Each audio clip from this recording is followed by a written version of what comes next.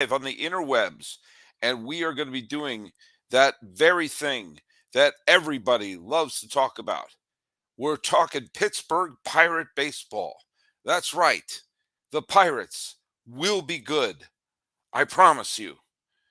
Maybe not in 2023, but who knows? But one thing I do know is returning to the show to talk about his beloved Pirates is going to be Ethan Smith of Locked On Pirates. Let's check it out. It's Locked On MLB.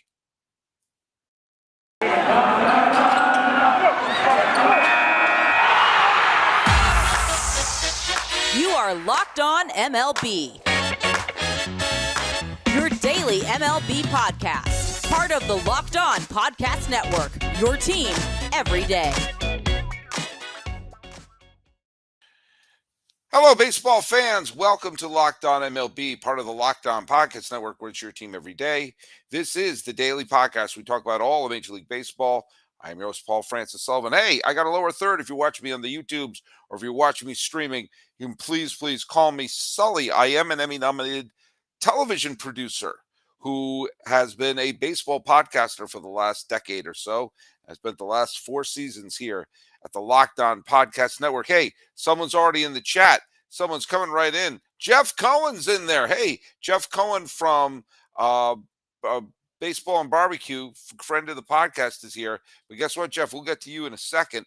Follow us at Locked On MLB Pods on Twitter and on Instagram. I am your pal Sully. I'm at Sully Baseball on Twitter, Sully Baseball Podcast on Instagram. Be sure to tell your smart device to play podcast Locked On MLB or check out some of the other great shows on the Locked On Podcast Network, including, let's just take one at random here.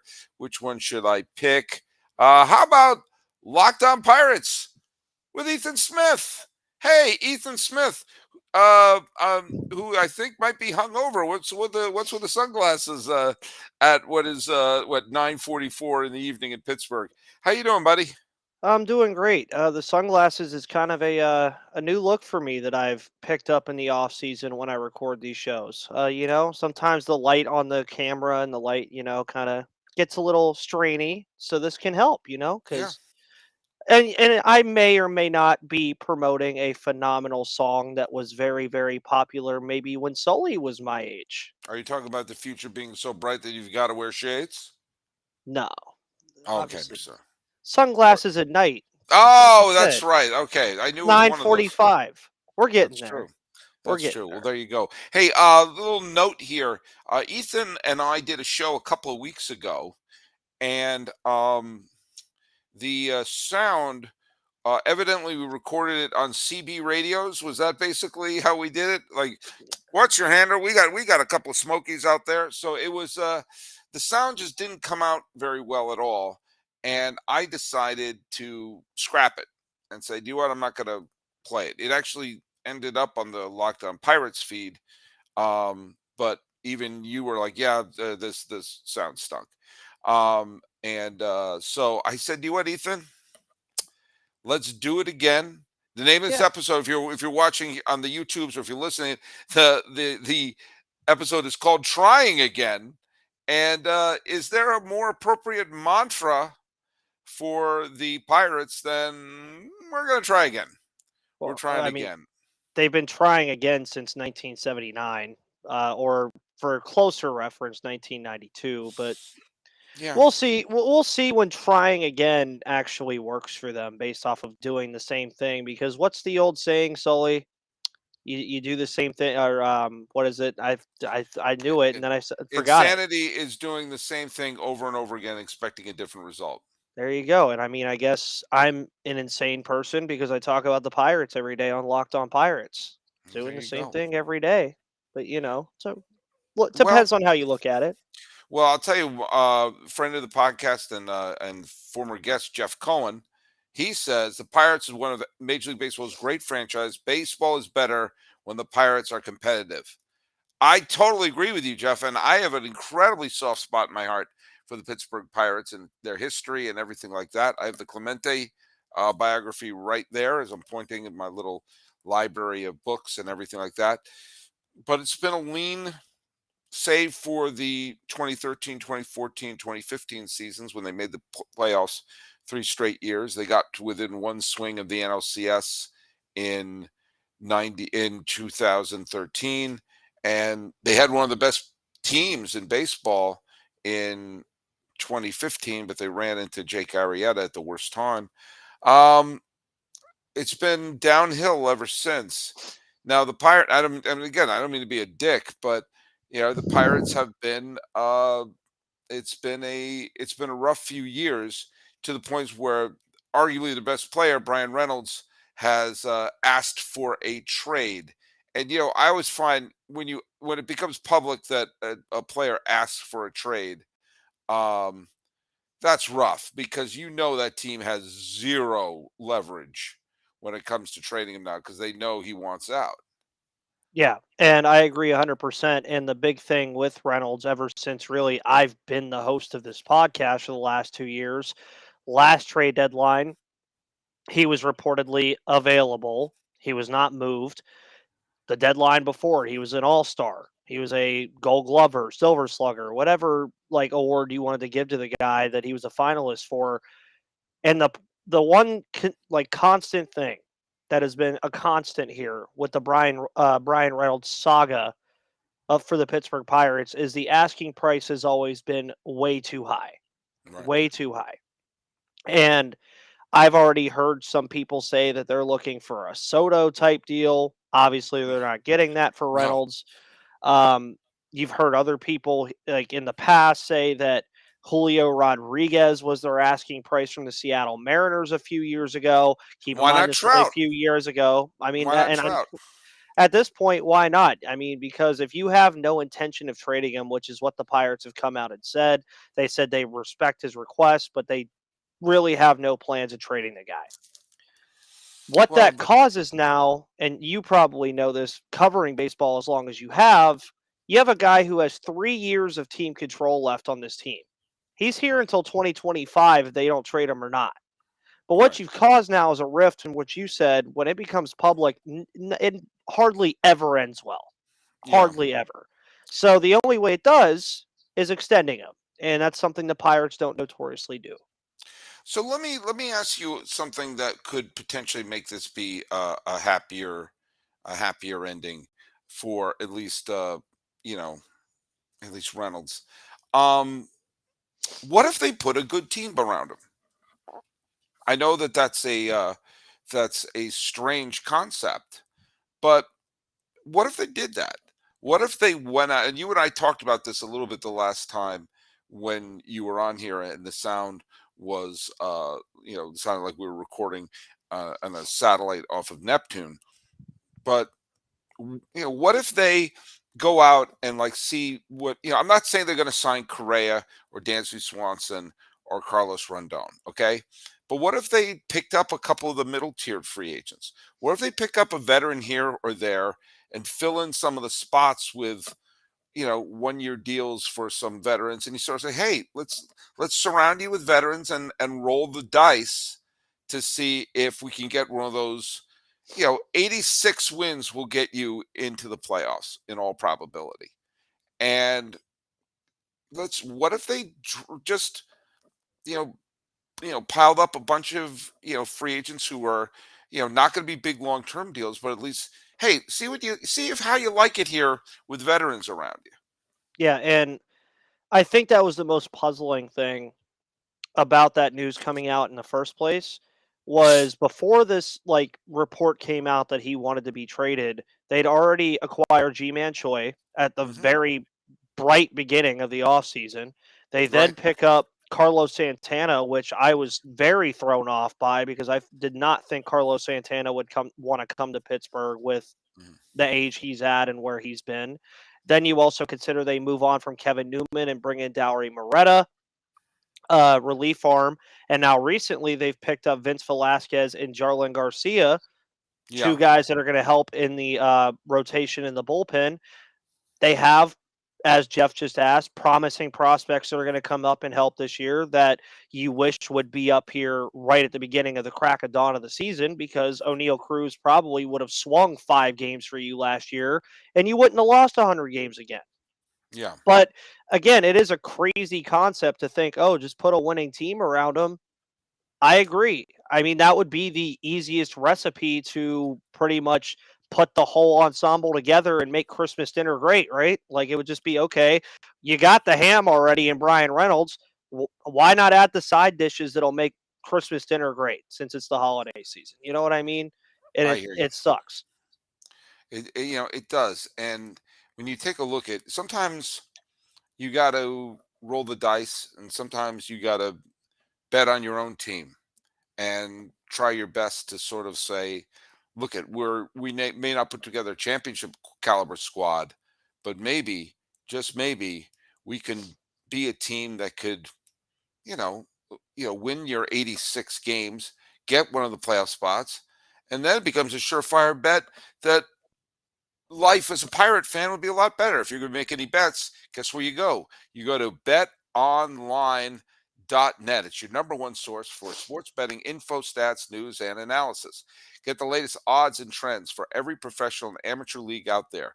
From pro football to college bowl season to basketball and the World Cup, we've got it all at betonline.net. If you love sports podcasts, you can even find those at BetOnline as well.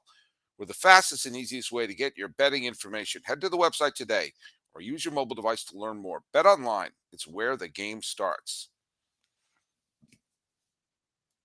Resetting with Ethan Smith. Hey, Ethan, I don't know in terms of the big prospects coming up through the system. We'll talk about that in a second. Pirates get the number one pick overall. For They're the going to second pick time in first. 3 years. Second time in 3 years. So let's remind ourselves, who was the other number one pick overall? Henry Davis. Henry Davis, fine catching prospect. Now, how much, uh, how many more years do you think until Davis becomes a major leaguer? Major leaguer full time or major leaguer in Yeah, general? when they pull an Adley Rutschman and say, guess what? Here's our new catcher. Um, well, it gets very interesting now because Henry Davis, of course, being the prized possession he is as a number one overall pick, was not even the best catcher in the Pirates system this year. Right. That would be Endy Rodriguez, who was a guy that not even a few weeks ago was the only catcher on the Pirates 40-man roster until they brought back Tyler Heineman yesterday. Whoop-de-doo. They bring back a guy who hit 214 and can play a little defense behind the plate. Yay. Is Endy Rodriguez going to be here at the beginning of March as he should be?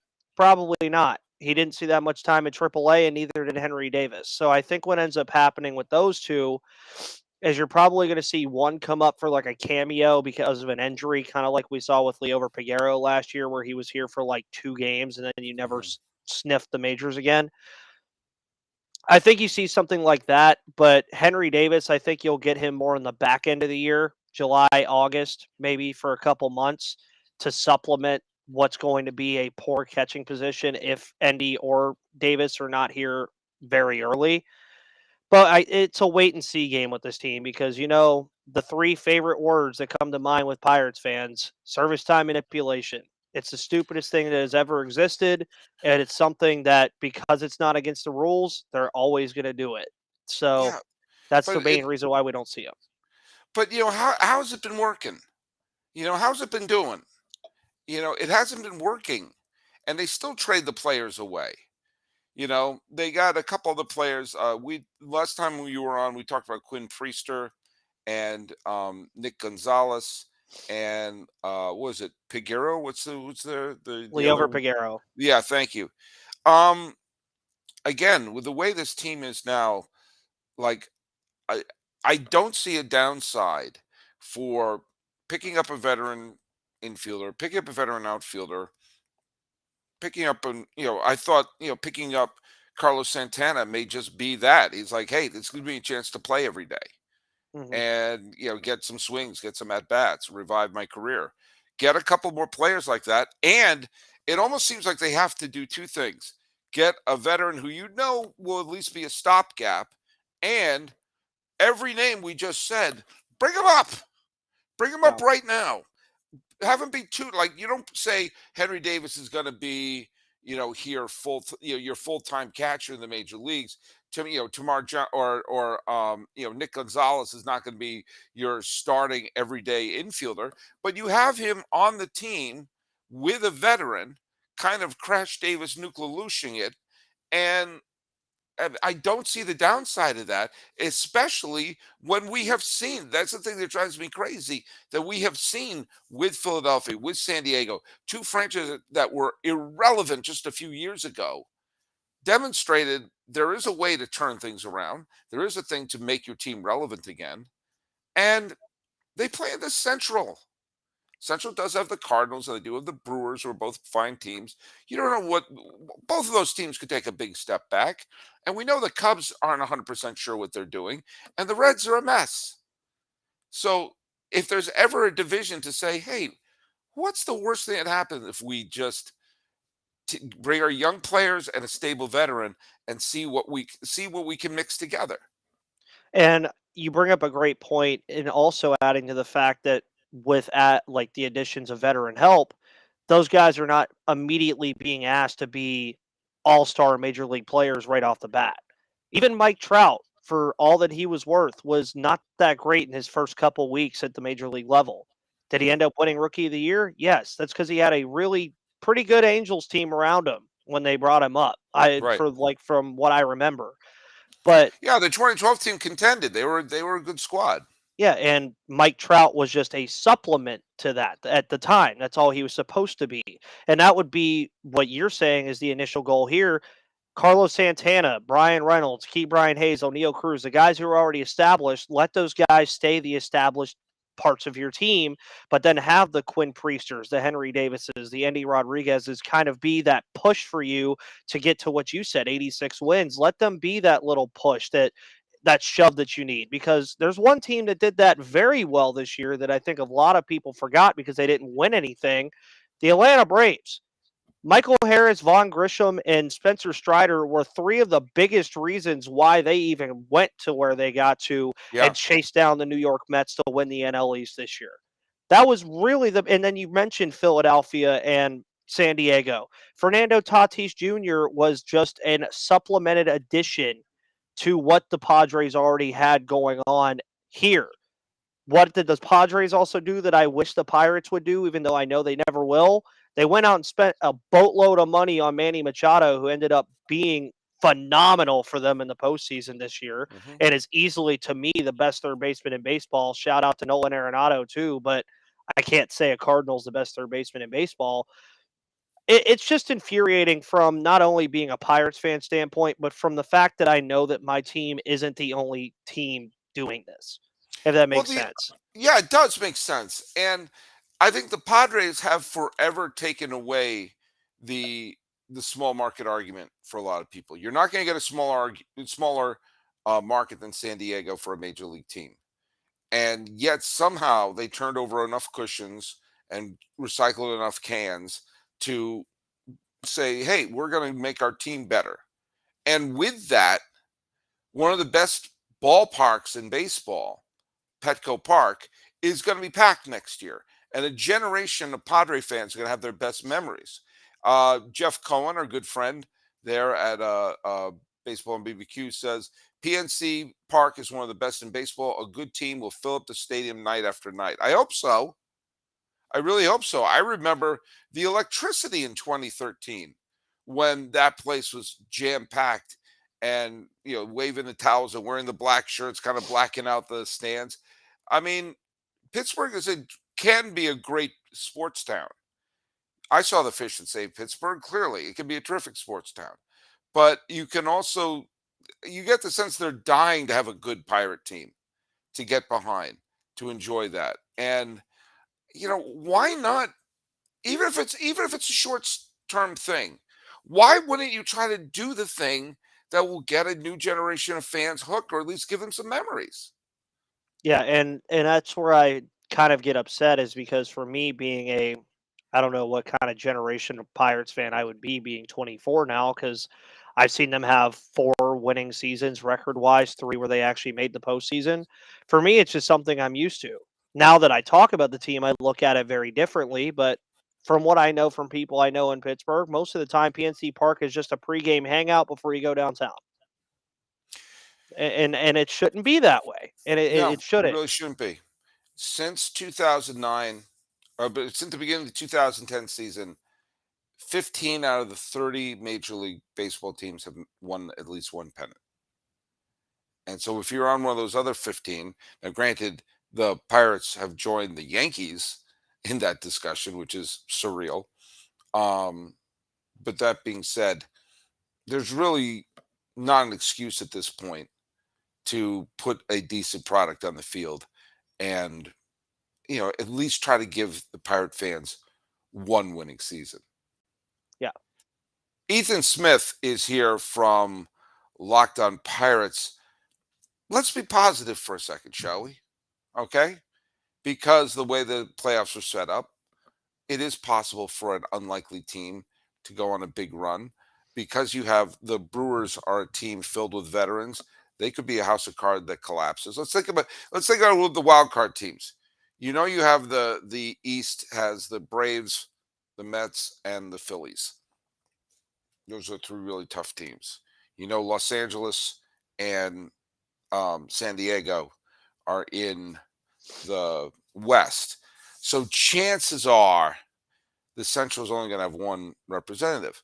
But the Mets are a veteran team, and veteran teams could have off years. The Cardinals are a veteran team. A veteran team can have off years. The Phillies overachieved to get to the World Series. They could very well underachieve. Remember, they've only finished one game ahead of the Brewers in the regular season.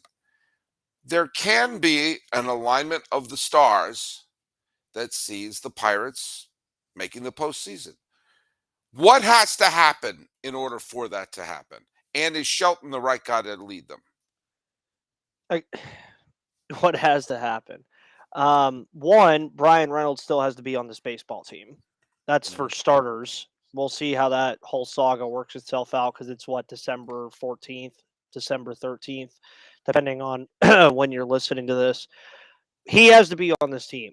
No ifs, ands, or buts, and in good spirits. But he's also the kind of guy I already know he's not going to sit out or do any of that holdout garbage.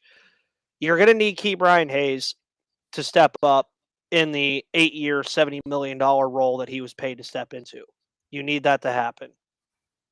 The pitching assets that you've acquired in the offseason, and pretty much any asset you've acquired in the offseason, has to be a boom. I mean, there's a lot that has to go right for this team to even think about the playoffs in 2023. Derek Shelton's the kind of guy that gives me vibes that when this team does have a good, like you could go on paper and say this is a good team, he gives me the kind of vibes of the guy that will lead that team to where it needs to be. The only question I have for him, and what I've always had a question with Shelton so far, can he take that next step over? So I think if it's like once you get into predictions, the Pirates are not going to be high on any prediction board this year. Right. Can Shelton get them above that? Sure. I have not made an official 2023 predictions episode yet because we still have about 2 months before pitchers and catchers report. If you had to ask me what the Pirates record roughly is going to be right now, based off of the team they have with Brian Reynolds still on it, 75-87. Sad part is, being a Pirates fan, I consider that a resounding success based off of what I've seen over the last couple of years. Because if this team gets to 75 or 80 wins, 2024 looks a lot nicer than 2023 or any year prior to this rebuild. Well, that'd be like a nearly 20 game improvement. I mean, that would be you're on the verge of putting a winning product on the field. Yes, and to get to where you're saying, I don't see 86 wins in any stretch of the imagination unless Mitch Keller or Roansy Contreras all of a sudden turn into Cy Young candidates, which we've seen, as you mentioned before all the time, you've seen stranger things happen in baseball all the time. And I've seen Stranger Things. And Stranger Things, the wonderful show as well. Yeah. And that's what the Pirates have to do to get to 86 wins, is run up that hill, as Kate Bush would tell you to do. But anyways, let's go back to the conversation that me and you had that nobody was able to really hear. What was the one big issue that you said the Pirates, and not only the Pirates, but a lot of other teams in baseball have that are rebuilding or have prospects that are great? You have 26 spots to fill a baseball team.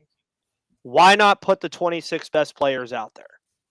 Well, that was what I said.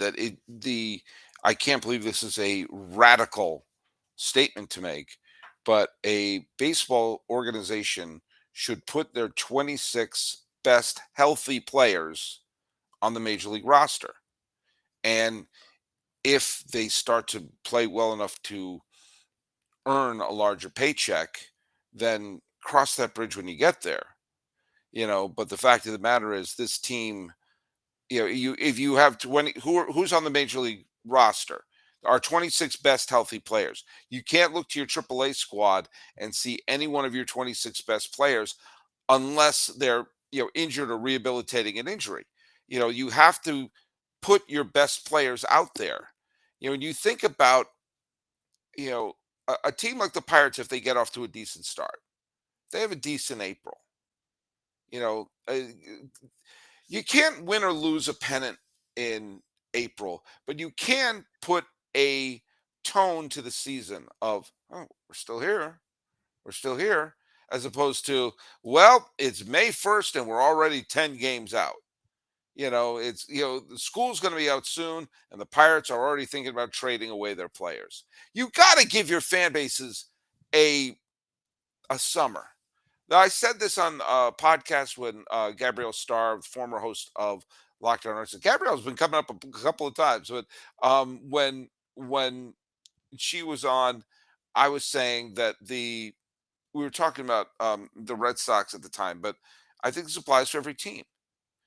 A baseball team does not owe their fan base a championship. They don't. That would mean 29 franchises fail a year. And I don't believe that it's championship or bust. What a horrible way that would be to live. They owe you a summer. There's summer entertainment. And, part of me thinks that if you don't have a winning season, if you have 5 losing seasons in a row, you should lose your draft pick or something. Something needs to happen to basically create an incentive to put a good team on the field. And teams that are in perpetual rebuild, I mean, I'm sitting there thinking like, what are you have a fan base that is coming of age without, I mean, using the rule of 7. If you're, 10, 11 years old, you don't have a memory of the Pirates having a winning season. They owe you a summer. And if they can't put a winning product on the field or even look like they're trying to put one on the field starting Memorial Day, then they have, by definition, failed. Because this is their job to do that. Yeah, and also you look at it even from the broader scope of things with sports. Once, like the Penguins, for instance, are done, or the Steelers obviously do not play during the summer, what else do sports fans in Pittsburgh have to do? Watch the Pirates. But if you want to go to PNC Park and spend your hard-earned money on parking and seats and beer and whatever you want to spend it on, wouldn't you rather spend it on a team that actually looks like it's meant to be there? Yeah. And that's where I agree with you, is it's not championship or bust for every team. For some teams, it may be that way, like the Yankees, the Dodgers, the Mets, the Braves, etc. It may be that way for them. But for a team like, there's been a lot of busts. There's been a lot of busts for the Mets and the yeah, Yankees. I mean, there's been, anyway, I digress. but you look at teams like Baltimore last year, for instance. What did Baltimore give their fans last year? A fun season. Yeah. For the most part, they didn't make the postseason, but you had Baltimore fans and of course Connor Newcomb, the host of Locked On Orioles, saying that the season was a resounding success. They didn't even have a winning record, from what I remember. They might have. I don't remember if they did or not. They had a summer. They had a summer. Yeah. They had a summer to go to the ball. There was a reason to go to the ballpark. Like, actually, the best example of this would be Seattle, not this past year, but the last year before that. Right. When they didn't even make the playoffs, but just the fact that last game of the season against the Los Angeles Angels, they had a sliver of a chance to go to the playoffs for the first time in 20 years. You would have never saw an atmosphere like that anywhere near any of these other big market stadiums that are just used to it. And Yeah. it was just nuts. And that's what I get what you're saying is you're saying most of the league just give your fans a reason to show up to your stadium. And then guess what? If you give a reason for fans to show up, what does that generate for these owners that are already rich enough to spend anyway? Gives you more money. And it's free money pretty much out of your pocket because that's tickets that are being Mhm. sold and butts that are in seats and kids that are making memories at your ballpark that can actually say, wow, Dad, I enjoyed watching the Pirates play today. Not, wow, Dad, you took me to a 10-0 blowout against the St. Louis Cardinals. It's something I could talk about for hours. Well, But unfortunately, we have to eventually wrap this show up. But I will yes, say that's what I'm hoping for. I want to see the Pirates put together, you know, give your fans something to cheer for. Come on, do the right thing there. But hey, I want to thank. It's my job is to give you all a decent podcast, and so thanks so much for making Locked On MLB your first listen. For your next listen, obviously make it Locked On Pirates. But for your third listen, check out the Locked On Sports Today podcast, the biggest stories of the day, plus instant reactions, big game recaps, and the take of the day. Available on the Odyssey app, YouTube, or wherever you get your podcast. Talking about the Pirates with Ethan Smith of Locked On Pirates and bringing up the astonishing concept of putting your best players on the roster. This has been Locked On MLB live stream on the 13th day of December 2022. I'm your host, Paul Francis Sullivan. That's Ethan Smith. Please call me Sully. But do you know what?